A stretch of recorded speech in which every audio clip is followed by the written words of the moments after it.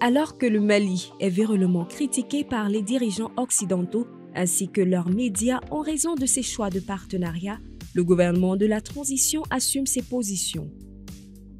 Présent en Russie dans le cadre de la 10e conférence pour la sécurité internationale à Moscou, le ministre malien de la Défense, Sadio Camara, qui conduisait la délégation de son pays, s'en est pris au bloc occidental et notamment sa politique vis-à-vis de l'Afrique, imbibée d'un brin de néocolonialisme qui voudrait faire des pays africains leur réserve de richesses et des dirigeants africains les gardiens de ces richesses.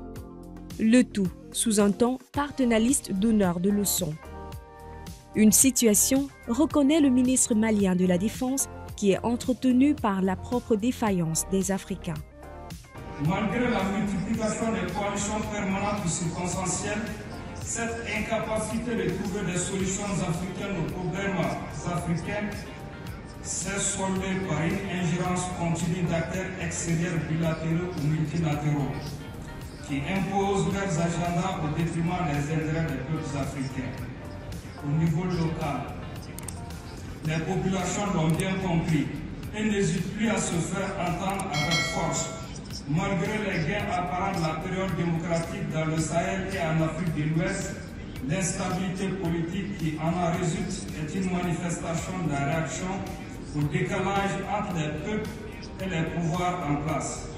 Les citoyens expriment leur frustration de voir leur immense richesse naturelle exploitée au bénéfice d'autres acteurs.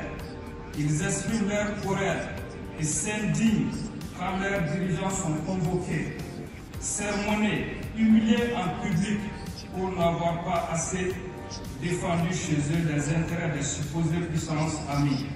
Sur fond d'accroissement des inégalités, d'injustice et de mauvaise gouvernance économique. Dans ce contexte, le colonel Sadio Camara explique que le Mali a décidé de prendre ses responsabilités et de jouer sa partition. Devant le manque de résultats des partenaires occidentaux traditionnels au rang desquels la France, le gouvernement malien s'est tourné vers de nouveaux acteurs, notamment la Russie, qui non seulement a les moyens d'aider le Mali, mais surtout est disposée à le faire dans le strict respect de sa souveraineté. Les autorités de la transition, issues de l'insurrection populaire de 2020, ont décidé de réorienter leur stratégie en diversifiant leurs partenariats pour briser la dépendance sécuritaire dans laquelle le Mali était entretenu. Déterminé et décomplexé, le Mali estime qu'aucune puissance ne peut prétendre à une quelconque exclusivité de la coopération malienne. Le Mali veut nouer des partenariats gagnant-gagnant avec tous ceux qui ont la capacité et surtout la volonté de coopérer avec lui dans le respect de sa souveraineté et la préservation des intérêts mutuels.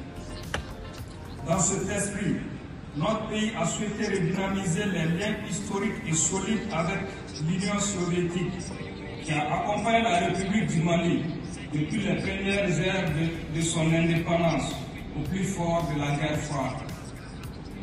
C'est encore le lieu de féliciter le peuple russe et lui témoigner de la reconnaissance du peuple malien, car la Fédération de Russie a une nouvelle fois démontré sa fiabilité et sa sincérité envers le Mali.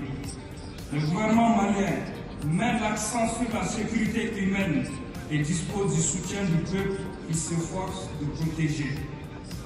Faute du soutien technique et matériel de la Russie, qui ne dissimule aucune arrière-pensée coloniale, les autorités de la transition ont impulsé une dynamique totalement nouvelle, s'appuyant sur des succès militaires qui ont surpris beaucoup d'observateurs, pour créer les conditions du retour progressif de l'administration et des services sociaux de base au plus près des citoyens. Le premier semestre de l'année 2022 a ainsi vu une avancée spectaculaire sur le plan sécuritaire.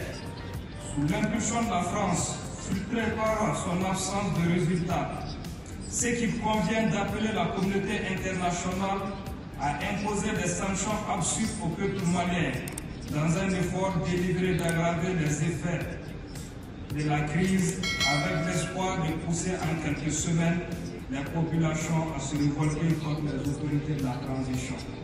Ceux-là, sous-estimant la résilience et le courage patriotique du Malien, pour montrer sa volonté d'émancipation, notre peuple s'est levé comme un seul homme pour s'unir autour de l'essentiel, la survie de la nation. Les soutiens populaires se sont manifestés partout en Afrique, motivés par la flagrante injustice faite au peuple malien. Le Mali est resté debout et le partenaire russe est resté à ses côtés. Le bilan du partenariat renforcé russo-malien est éloquent. Malgré l'embargo, le Mali a acquis en quelques mois davantage de moyens militaires que pendant les 30 dernières années. Dans la foulée, le colonel Sadio Camara évoque les bénéfices de cette nouvelle orientation stratégique avec la Russie qui a permis non seulement à l'armée malienne de se rééquiper, mais également de reprendre l'initiative et l'avantage sur le terrain face aux terroristes. Toutes choses qui n'ont pas été possibles avec la France et ses alliés, dont la présence militaire au Mali n'a pas permis d'endiguer la menace terroriste.